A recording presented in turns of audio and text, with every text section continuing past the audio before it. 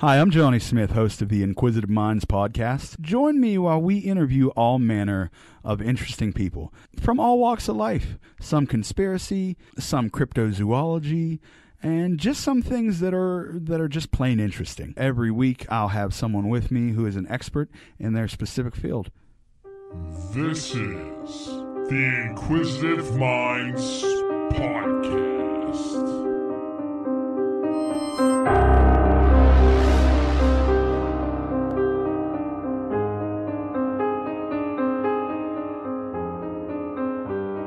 Hi, thanks for tuning in to the Inquisitive Minds podcast. I'm your host, Johnny Smith.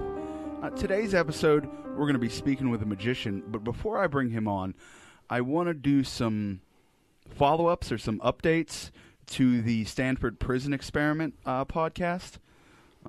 Just some questions people had for me afterwards. I found out all of the participants were white except for one fellow who was Asian.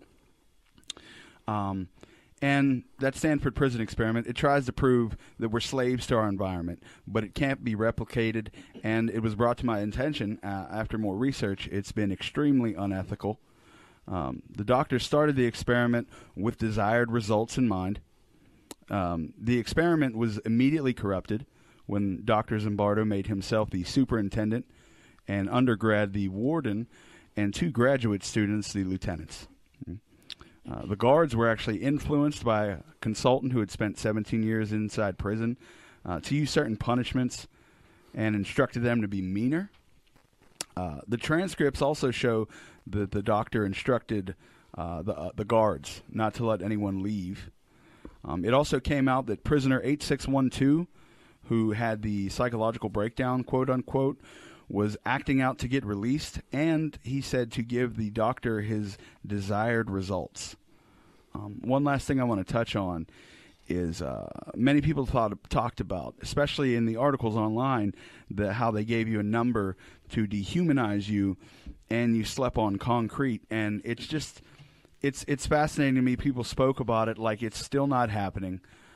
They give you a number, even if you go to the county jail. You know, it's more so prevalent upstate. I don't know about the federal system, but you're assigned your number. They're still dehumanizing you. There's still many times where you sleep on concrete.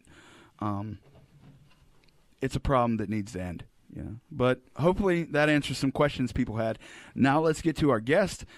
This guy, he works as a lobby magician for Liberty Magic in Pittsburgh. He is a member of the International Brotherhood of Magicians.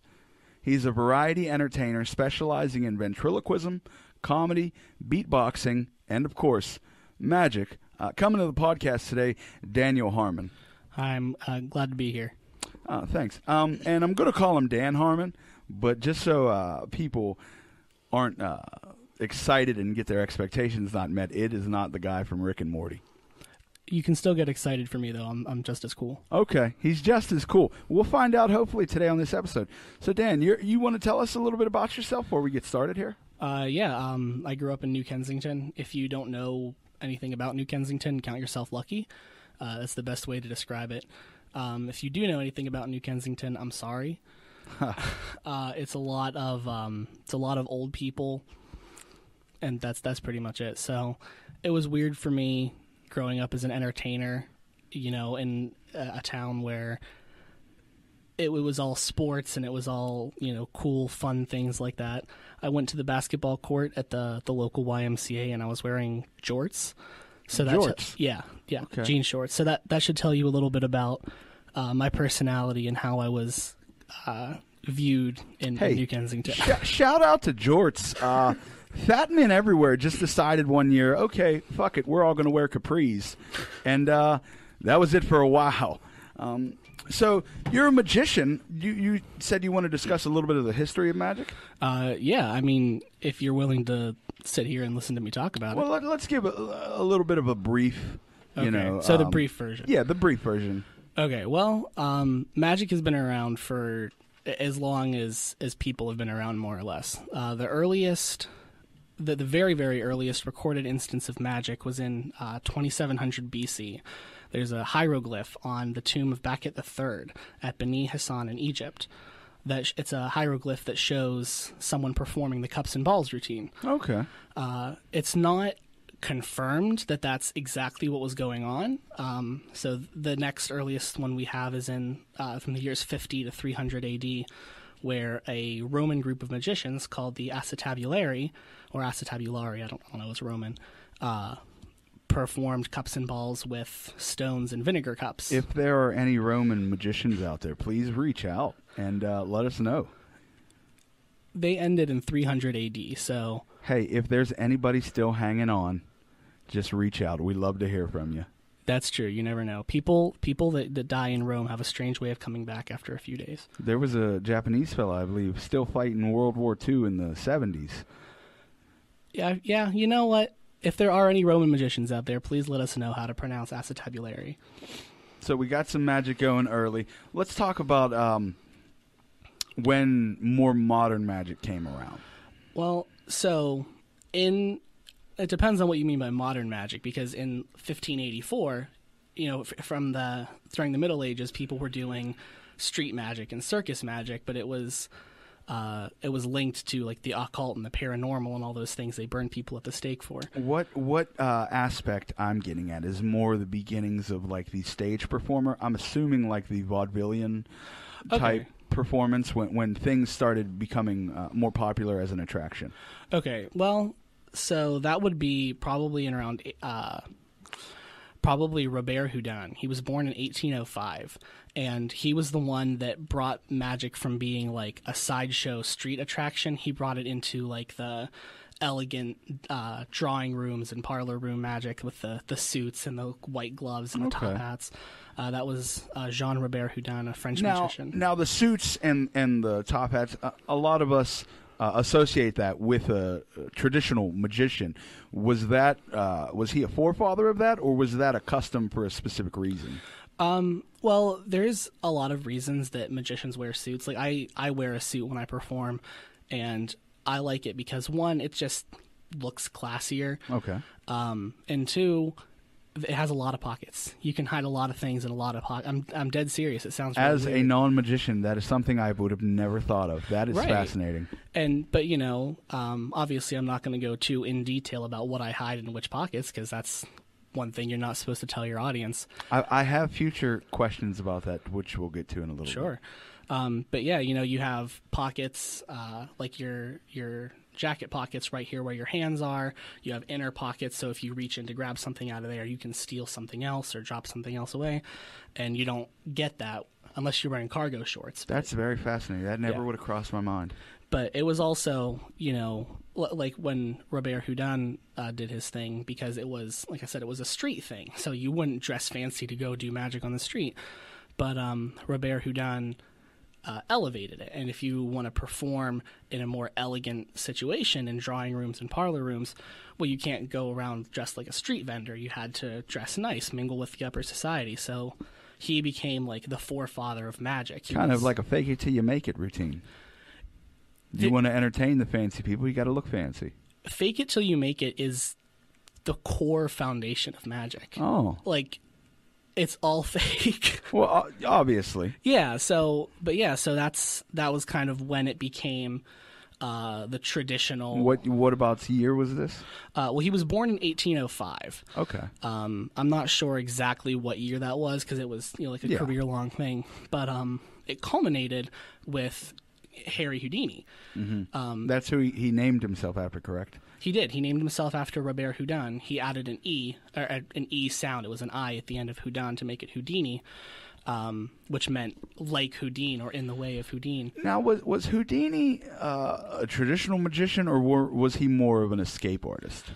Well, Houdini kind of defined traditional magician. There weren't, he was the first traditional magician. He was well known as an escape artist. His routine, I believe, was called Metamorphosis, was one that made him, he was very famous for, where he was locked in a box in chains and his wife stood on top. A curtain was raised and lowered, and then he was on top and his wife was in the box. But he was known also as the King of Cards. Okay. So I didn't know that. Yeah, he was the King of Handcuffs and the King of Cards. So he was obviously well known as an escape artist. There were some people that thought he actually had a supernatural ability to turn himself into a demon to get out of chains. From what I understand, a lot of it was just like an extreme control of his body.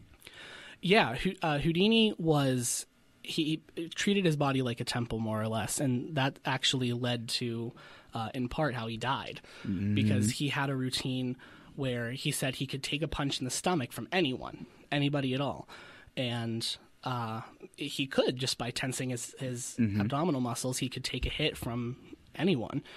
So there was a college boxer whose name I don't remember, who approached him and said, I hear you can take a punch in the stomach. And Houdini said yes. Well, the guy hit him before he was ready. Okay, so he just hit him off guard. Ruptured his appendix. Okay. And he died, I think, 10 days later. Yep. That's unfortunate. It is. And please refresh my memory about what time period was Houdini's end of his career, we'll say. Well, he died in 1926. 1926. Yeah. Okay. He was 54 years old, and that's one thing people say about him is, he lived to be 54, which is as many cards as there are in a deck of playing cards, plus 2 jokers. He was born 26 years before the end of the century, died 26 years after the century started. So his life just putting was cut all the in half, pieces I think. together, Yep. huh? Okay, I bet there's countless YouTube videos on that you can be the sure. Harry Houdini conspiracy. Yep. Okay, so how does magic go from Harry Houdini all the way up to someone like, we'll say, David Copperfield, where it's these big, giant, grand illusions? So that is the one thing that Houdini did was he had a lot of these grand illusions. Like, he was a stage escape artist. He was the one that did the vanishing elephant.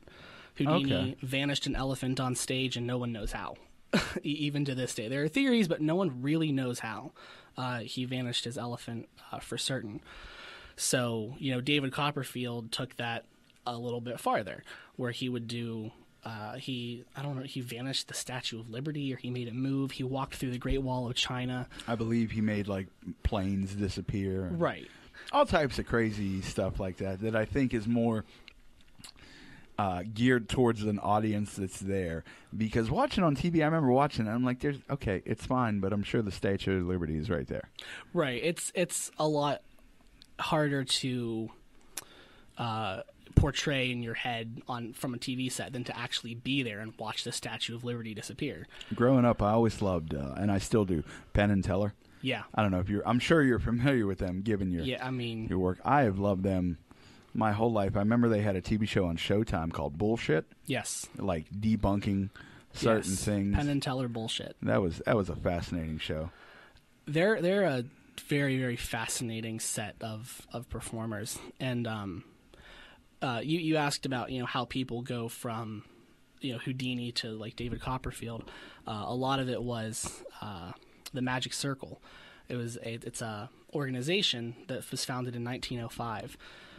It's magicians. Okay. That they protect the secrets of magic and all kinds of that stuff. And Penn and Teller actually, despite how famous they are and despite how wonderful they are at magic, they are not part of the Magic Circle's inner circle.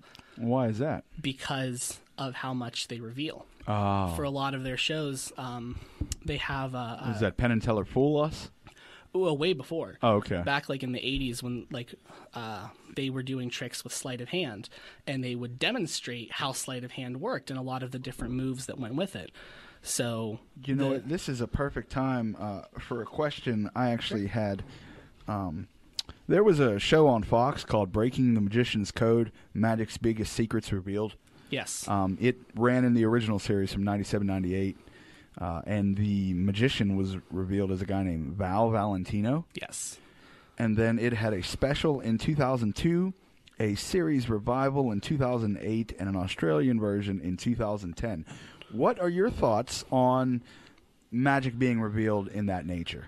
Because I know it was controversial for quite a few people. It was. It was very controversial because it was revealing magic's biggest secrets. And, the first rule of magic is never tell your secrets. Mm-hmm.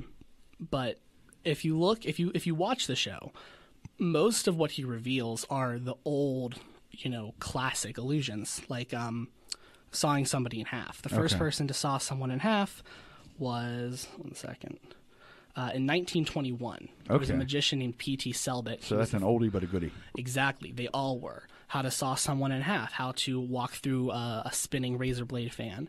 And yes, it was controversial because it revealed a lot of these stage illusions, but you also have to realize, when was that? In 97 it started? 97 it started. So that was, what, 56 years? Roughly. Something like 56 years since someone saw someone in half for the first time.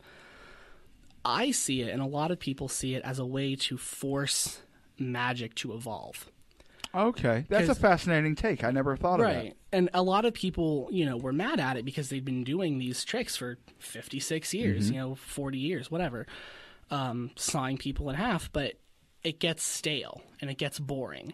And magic, by its nature, since it's all secrets, it's bound to be discovered eventually. Yeah, for me, that kind of took a little bit of the magic away. I remember first watching that. Right.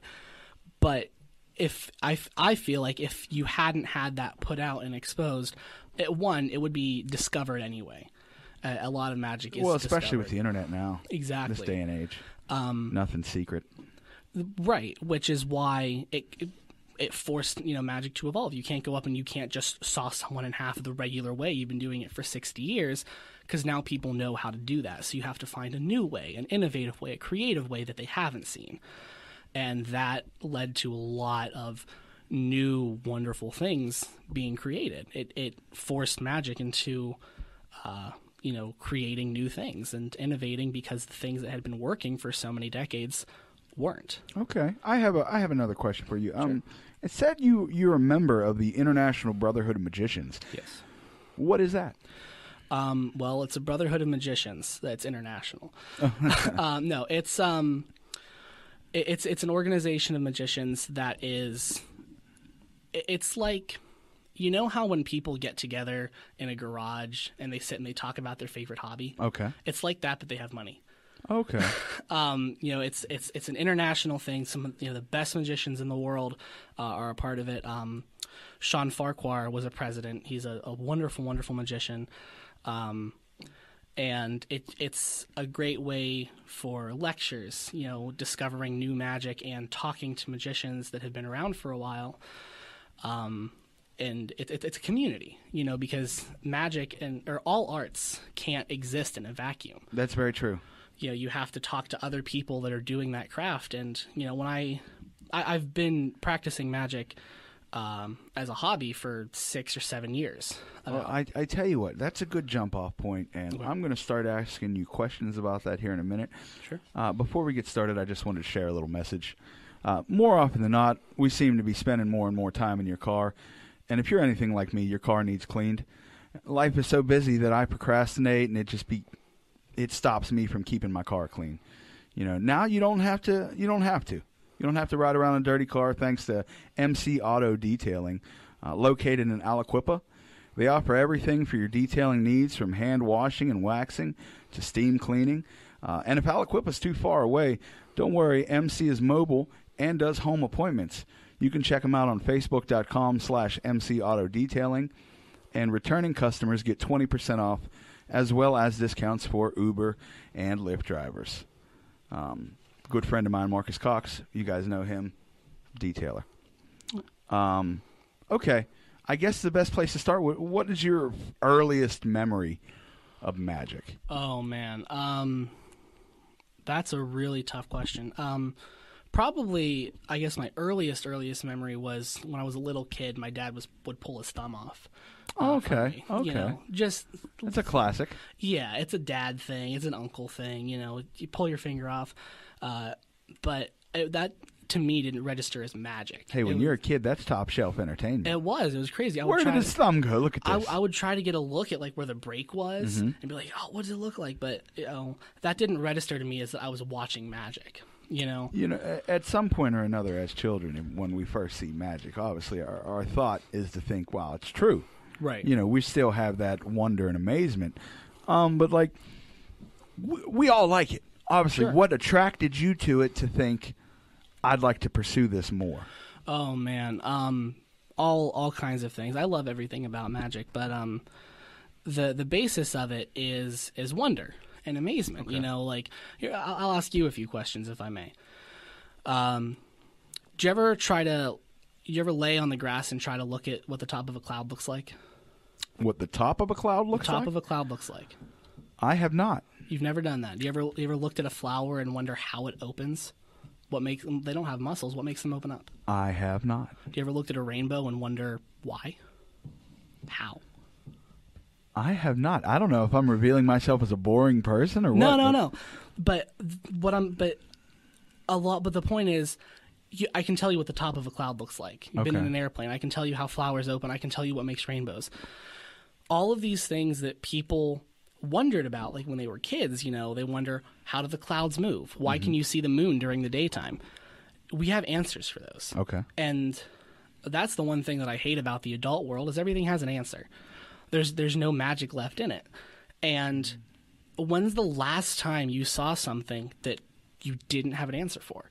Okay. You genuinely didn't understand. You know what? That is part of the reason I started this podcast. Okay. You know, because there's a lot of topics I don't know about Right. and I don't understand and I want to dive into. And how better than to talk with people who are involved in it? Right. You know, I was recently watching some old episodes of Unsolved Mysteries, and I guess they have something new coming out on Netflix soon. But I just want to give a shout out to Unsolved Mysteries. If there was no Unsolved Mysteries, there would be no Inquisitive Minds podcast. You know, that's what got me started. Right. But there's no wonder in the adult world. There's not. And I don't see why. I'm going to guess when you were younger, you know, a little kid, you had a favorite dinosaur. Oh, yeah. What's your favorite dinosaur? My favorite dinosaur today? Yeah. Probably like a velociraptor. When's the last time someone asked you that? Bro, it's been years. When's the last time you got a new pair of shoes? A week ago? How fast can you run in your new shoes? I have no idea. Do you ever, whenever you were a little kid, did you feel like when you got new shoes you could run faster? I always tried to jump higher. Jump higher, run faster, and you know, no one asks you what your favorite dinosaur is anymore. No one does. That's absolutely true. No one. You know, I guarantee you, when you got your new shoes a week ago, you didn't try to jump higher. You are absolutely correct. So magic for me is a way of saying, look, you can explain rainbows, you can explain clouds, you can explain the moon and the sun and the stars. Can you explain this? And the answer is no. Okay. And people aren't used to that. It's a wonder and amazement and excitement that they haven't felt since they were 5 years old. You said you've been practicing magic for 6 years now? About, yeah. How'd you get started? So I was cyber schooled growing up, and I have really bad ADHD. We didn't have fidget cubes and fidget spinners back then, so my fidget. I want to say this guy is 19, and he just made a statement that made him sound like he was 70. We didn't have fidget cubes in my day. We didn't, all right, or they weren't widespread, all right. Had to be a fancy boy to get a fidget cube. My grandpappy brought me one back. There we go. My fidget was a deck of cards. Okay. I grabbed the deck of cards and I started shuffling.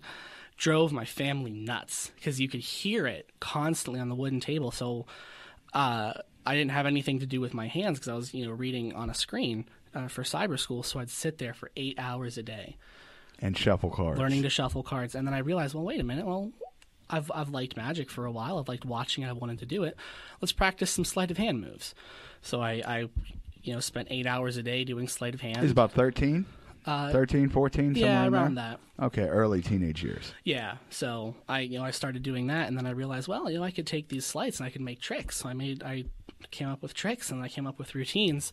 And there's actually, if you've ever seen me perform live, there's a routine that I do. I call it choices, and the premise is the trick from beginning to end relies entirely on the choices of the participants. Okay. It's entirely up to them.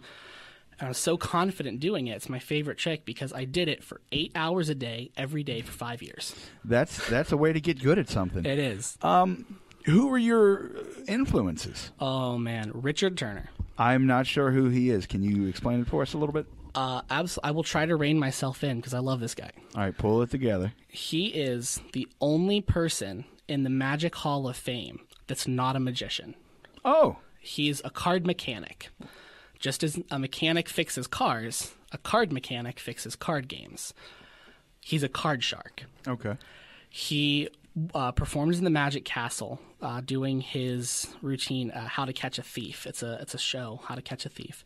He had a documentary made about him called Dealt in 2017. He is the most phenomenal sleight of hand artist with playing cards to ever have lived. He performed on Penn and Teller, Fool Us, and they didn't bother discussing it. They went back to their seats, immediately got up and said, "There's nothing to talk about. You fooled us." Oh, that's impressive. It is. He's imperceptible. He was followed by the mafia to fix card games for them. He's employed by the United States Playing Card Company as a touch analyst to feel the difference and flexibility and thickness of different decks of cards. And he's been blind since he was 13. That actually changes everything. Yeah, it does. And when you see him perform, it's insane. He would actually do his How to Catch a Thief thing. He was about an hour long. He would do the whole thing and never tell anyone that he was blind, because he learned from a friend of his how to look people in the eye according to the sound of their voice. So they never knew you were blind. He could look you in the eye and talk to you like a normal person, shuffle cards, do magic tricks, and he wouldn't tell you he was blind throughout the whole time. That is freaky. Terrifying. He was one of your influences. Anybody else? Oh man. Or I guess you should say who were some of your favorite magicians or illusionists or what have you growing up? Oh man. I'm a big fan of Leonard Green. Leonard Green is another sleight of hand artist. He won the FISM World Championship of Magic in 1991. And the cool part about it, in 1988, he was disqualified from the FISM World Championship because the judges said that he used stooges or plants in the audience. He was disqualified. So in 1991, he came back, did the exact same act, except he let the judges shuffle the cards. So they were wrong. They disqualified him wrongly. He didn't use plants. He didn't use stooges. So he came back 4 years later, 3 years later, did the exact same thing and won with it. Oh, this is a question from a listener. Do you have a favorite fictional magician? Oh boy, that's a good question. I can't even. I'm completely blanking on fictional magicians. The only one I can think of that comes to mind is Merlin. Well, okay. Well, if we're talking wizards, well, you know, that's along the same vein as like a fictional someone who practices magic. Yeah. Ooh. I really don't know. I can't say that I have a personal favorite fictional magician. I think probably the closest that I would get is fictional card sharks and cheats, because that was where magic from like out of novels and what have you. Yeah, like that was how magic originated. Pretty much was they realized that you could cheat people at card games and use the same techniques to cheat to entertain. Yeah. So I didn't start with magic. I technically started with cheating at cards. Okay. Which then became magic. So. Well, my next question is, we're going to get a little bit more nuts and bolts of the inner workings. How often do you practice? I mean, you just mentioned during your cyber school you were doing 8 hours a day of shuffling. Right. Now that you're not in school, how often do you practice? Well, okay, so there's like absent-minded practice and like dedicated practice. So like I'm constantly like I wear rings on my hands, and all the time I'll just take them off and vanish them just throughout the whole day. What do you mean by that? This camera, they'll see, the listeners will see the camera, right? Yeah. Okay. So like I'll move back a little bit. I can take my ring. I don't know if you can see it. If it shows up on camera what you're seeing, then we can see it. Okay, it's the simplest thing. Oh wow! Right. That was impressive to me. Thank you. And that's one of my favorite magic tricks. Can you do that again? I'm sorry to bother you. Can you do that again? I didn't expect you to just be like woo woo. Right. No one expects it, and that's what I mean by absent-minded practice, because I don't even think about it. I'll do I have a day job at a library. I wear my rings. I'll just pull them off and vanish them and pull them out of somewhere, and that'll be that. I don't think about it as like a dedicated practice thing. See, that just brought so much joy into my heart. Good. Seeing that. Good. I'm glad. And that's why I do that. But so, if we're talking like absent-minded practice, there's like finger exercises you can do that improve your dexterity and your finger strength. And I'll do this all the time. It drives my family nuts. Now, how often do you actively practice, I guess? Ooh, well, with the coronavirus pandemic and stuff and like being locked inside all the time, whenever I have the motivation to do it, because That's fair enough. My motivation is completely, killed when this whole thing happened.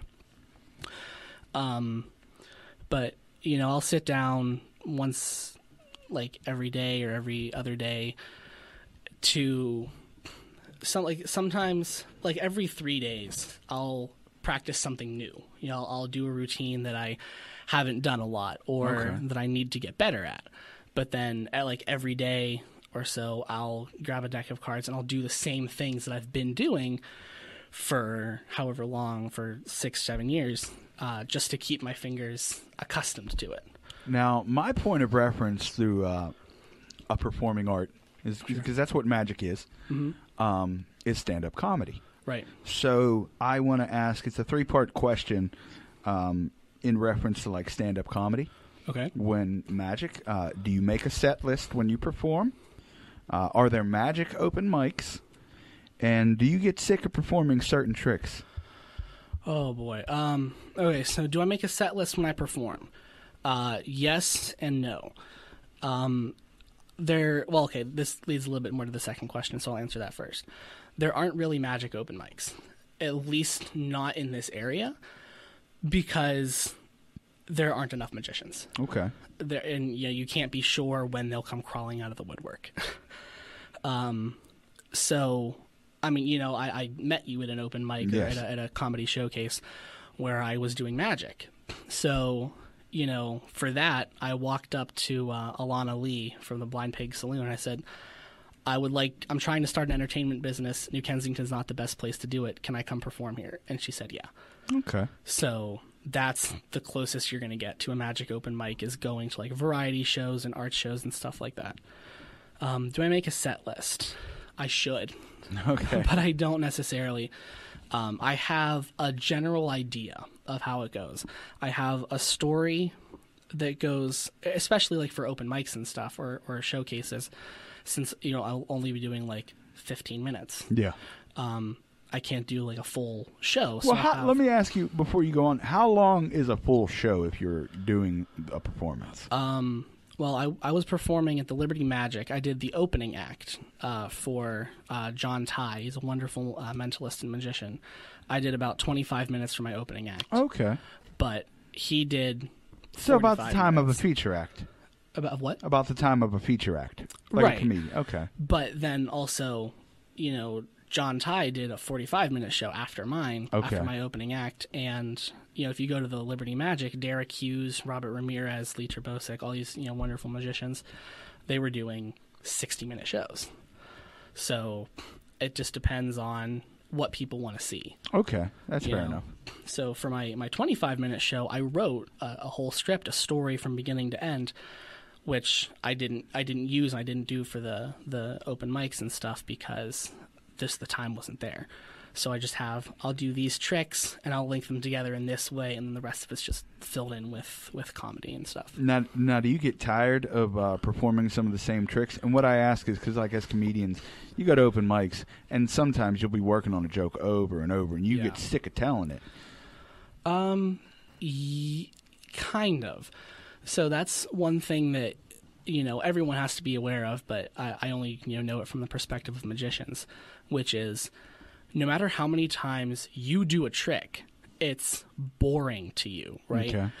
But it's going to astound the people every time you show it. So I have to remember when I'm performing, yes, this trick is not new to me. It's boring, and I do it so much, they're going to love it just as much. So I'll get tired of practicing it, and I won't be excited to perform it, but I will never get tired of the oohs and the I imagine you ahs. really feed off the energy. Yeah. Oh, yeah. You can't lose energy in a magic show unless you're David Blaine. So you said there's... I'll love the David Blaine, by the way. You said there's not a lot of magicians in the area. Right. What is the scene like? Do you have relationships with magicians that are in the area? Yeah, so that was actually a big part of the Liberty Magic. It opened in February of 2019. And it brought magicians together. So, I'd been doing magic for a while before that. I'd never met another magician in the area.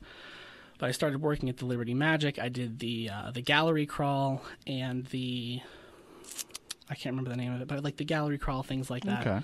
And they had other magicians come in. There was a magician named Jacob Spence, a magician named Chris Grossack. Wonderful, wonderful magicians. And I'd never met them before because, there had never been a place for magic. Okay, that makes a lot of sense. Yeah, so the Liberty Magic became like the magical community for magicians. So it's like a hub. Yeah, it's the closest thing we have to a magical hub. Whether I'm meeting the other lobby magicians. Hogwarts of Pittsburgh. The Hogwarts of Pittsburgh, yes, exactly. That'd be wild. My next question is how is stealing defined at and then looked at in the magical community? Stealing? Yes, because I'm very curious. I know I've seen hundreds of magicians perform a variation of the same trick. How is that? Is there tricks you can just, this will be in my act, this will be in my act, or is there stealing of tricks? How does that operate? Oh, like stealing of tricks? Yeah. Okay. Don't do it. Well, what is defined as like stealing a trick? Because if we're doing cup and balls, right, that's like a trick that's out there. Right. Well, okay, so that is actually one thing that I've struggled with before because I taught myself most of my magic. Okay. So I couldn't be like, I learned this from this book by this guy. So it really just comes down to if you have the right to, if you have it in a book. Okay. Right. If you learned it from a book, it's fair game. You can go and perform it in your show. And do it in your show. But if you're talking about it or if you're trying to teach it or, when I was at my first convention for the International Brotherhood of Magicians, they'd get up and be like, I learned this from this book by this person. Oh, so they have lineage with their jokes. Yes. Okay. Yes. They say, or with their tricks, excuse me. Right. I learned this from this person, or I got this from this book by this person. And you don't have to do that during your magic shows because if it makes it way too easy. People don't want to hear that. Right, and especially if people just go Google it like, let me learn who J.B. Bobo was. Yeah. But, do you invent any tricks? I try to, but like I said, I taught myself a bunch of what I do. And I thought that a lot of these sleights and these tricks were my own creation, or I'd taught myself how to do them. It turns out I'd pretty much just rediscovered what other people do. Okay. And I use sleights that are out there for anyone to use, but I put them together in different ways. So like my choices, so your set list or your performance. Right. So like my choices routine. Technically speaking, it's an A-can. It's an any card at any number routine, which is any card is picked. It's found at any number in the deck. Okay. A-cans are nothing new. They're one of the oldest effects in Magic, but nobody does it the same way that I do it. Well, do you have a favorite trick? My choices routine, for sure. Okay. Another personal favorite of mine is called Professor's Nightmare. It's a rope trick where you have 3 different ropes that are all different sizes, and they become the same size. Okay. It's a wonderful trick, and I like it because it's so ridiculously impossible. It happens all right in front of your spectator. They can inspect the ropes and everything. Well, what is, I guess, your most complex trick, or the trick you would like to learn that you haven't been able to yet? Oh boy, I don't know so much about tricks, but there are definitely some sleights that I would like to learn that I've been practicing for a long time. The closest that I could think of would be, this is kind of in reference to your stealing tricks thing. I want to tell you about this routine, but I can't remember the name of it or who it came from. It was shown to me by Robert Ramirez. It was, I believe, part of his finale during his Liberty Magic show. It's a wonderful card manipulation routine of producing cards and vanishing cards right in front of people. I can't remember the name of it for the life of me. He showed it to me. He taught me how it worked. I practiced it so much over the next 3 days that I couldn't bend my fingers anymore. Oh, boy. That's dedication. Well, where do you want to take this, Daniel? What are your goals in this long term? Oh, boy. Well, long term is sustainable. You know, I have a day job at a library. Okay. But, you know, I would like to live as a magician. So like getting gigs. Yeah. More. Would you be opposed to, like, what performances? Like, are you opposed to, like, children's parties, or are you open to anything? I'm not opposed to children's parties. I can do them. I have done them. I'm not necessarily the best children's performer because a lot of my like jokes and stuff that fill in my shows are improvised, and a lot of times the first thing I think of is not child friendly. Okay. Now, we mentioned ventriloquism. You're a ventriloquist as well, I take it? Practicing ventriloquist. I don't do it a whole lot. I've done it a couple times at the the Variety Live show by Scott Israel at the Unplanned Comedy Warehouse. Okay. I did it there. Shout out to Woody. Yeah, exactly. I did it at the Steel City Improv Theater for, oh boy, names are escaping me. I tell you what actually I'm real excited to touch on is your beatboxing. Yes. I'm going to be honest. The first time I saw you and you said you did beatboxing, I did not expect your level of skill, and I am blown away. And if you would love to, I would love to hear a little bit of beatboxing. Yeah, I would be happy to. And yeah, I'm not surprised that you didn't expect it, because whenever you first met me, I was a chubby white kid in a suit, and now I'm a chubby white kid in jorts and a polo shirt. Okay. I mean, Kevin Smith can rock it, so can you, brother. That's true. I would ask if you have a water bottle that I could use or borrow, or I have a can. I don't really have a water bottle. That's right, I'll do my best. Okay.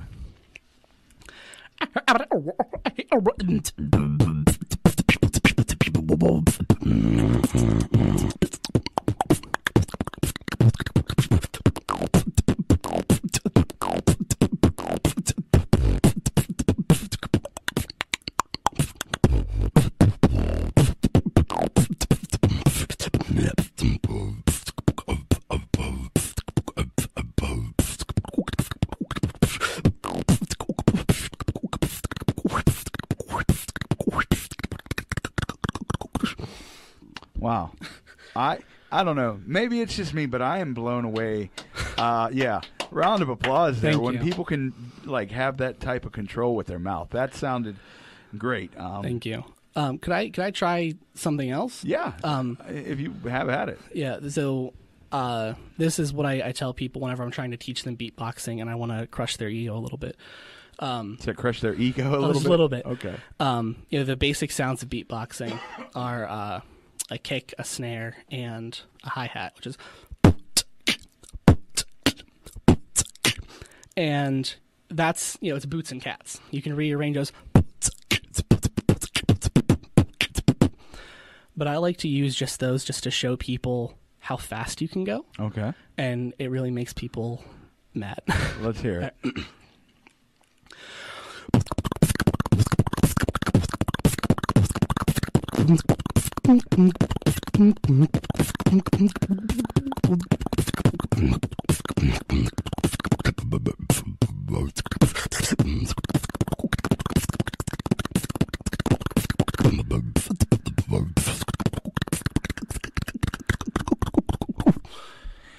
Again, thank you. Thank you. Thank you. I don't care what it is. If people are good at what they do, I enjoy watching them work, especially in a performing aspect. Like, even watching your face while you were doing that, fascinating, bro.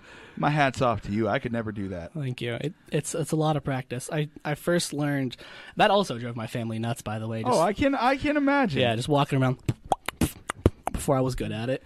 But I first learned because I was trying to do voice impressions. Okay. And the first thing I learned was to do this. And it really freaked people out. That sounds like Dr. Claw. Yes, I'll get you next time, Gadget. There we go. This guy's got some talent, ladies and gentlemen. Yeah. But I realized that I could use that with like the basic sounds of beatboxing. So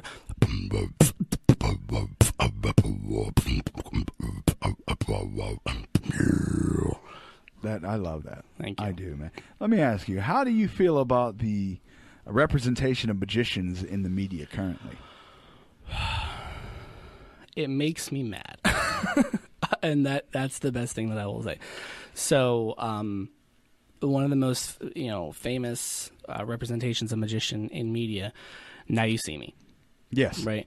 And the sequel, which is called Now You See Me Too, instead of Now You Don't.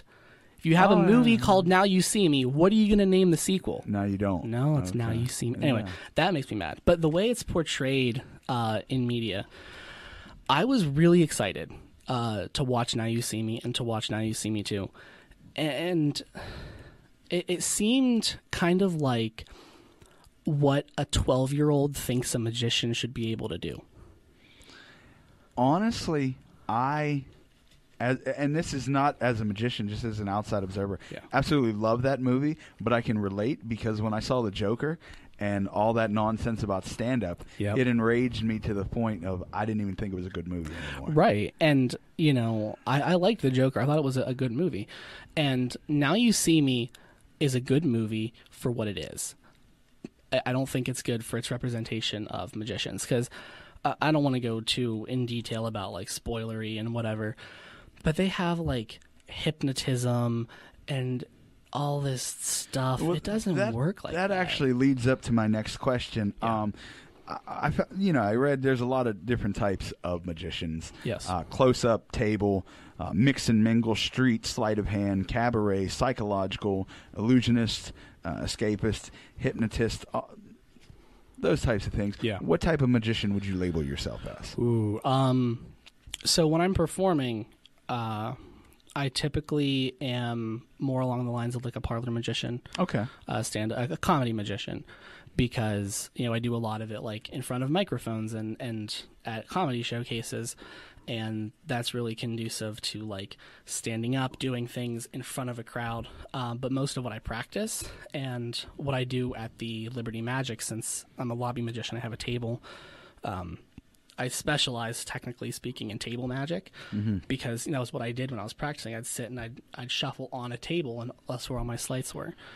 But now a lot of magic, a lot of people used to have origins or thoughts of mysticism, and I've known magicians that were good clairvoyants or mind readers. They could write things down, and you would say, and they pull out the paper. Oh, left dog. Yeah. But that's what you told them you were thinking. Do you have any experience in that field, and what are your thoughts on the magicians that are able to do that?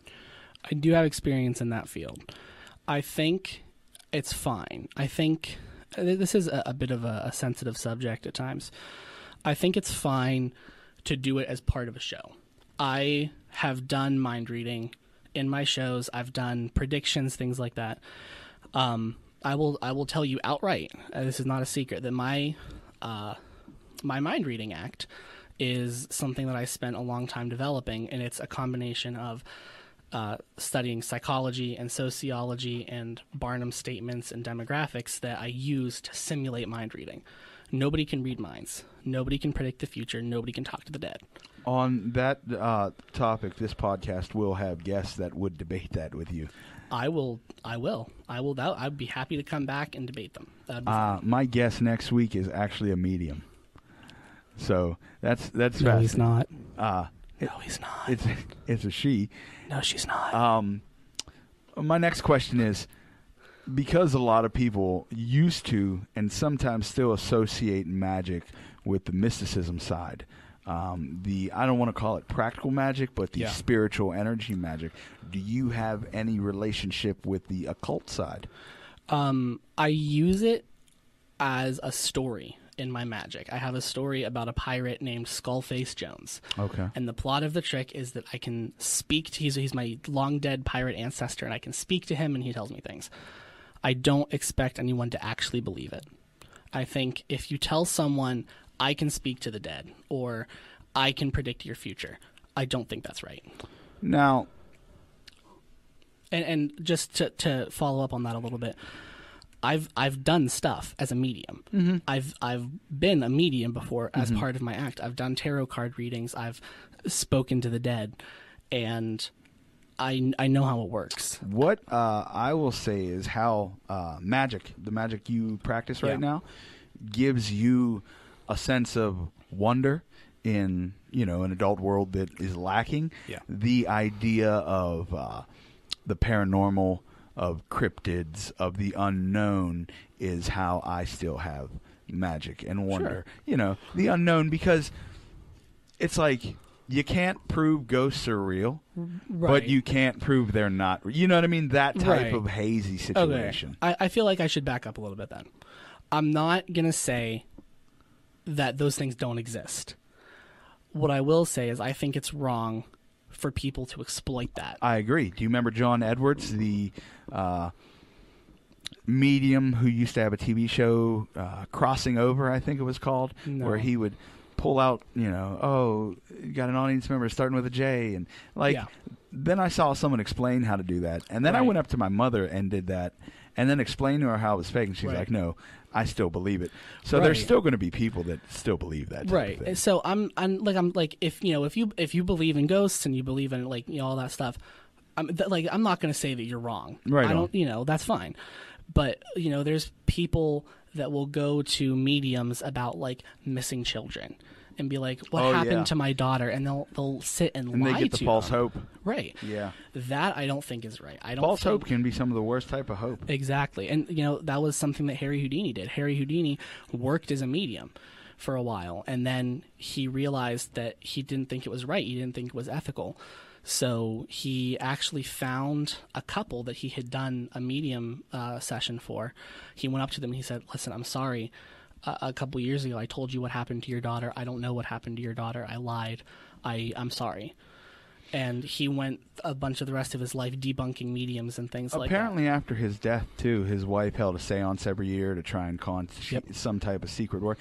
And James Randi, who was a magician, he retired at 60 from being a magician, but he went around debunking paranormal people and even had a challenge, I believe. He did. If you could prove something was paranormal, you get this reward. $1 million, I think it was. I tell you what, Dan, I really appreciate you coming in. This was real fun for me. Where can the people find you? You can find me on Facebook at Dan's Variety Entertainment. When the Liberty Magic opens back up, you can find me there as a lobby magician.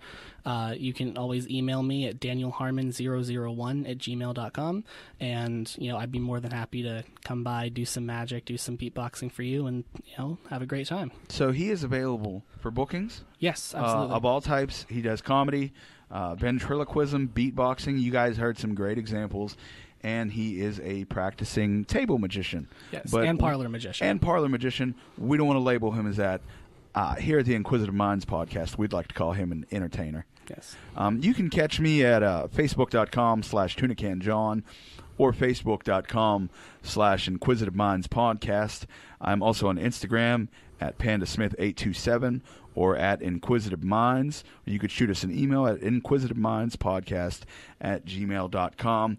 And if you're interested in some live stand-up, I will be in Erie on the 8th and also on the 10th. On the 8th, I believe I am at the Erie Movie House, and on the 10th, it should be Bison Beer. But that's all the time we have for today, folks. Thank you for tuning in. Next week, we have psychic medium Chloe Brink.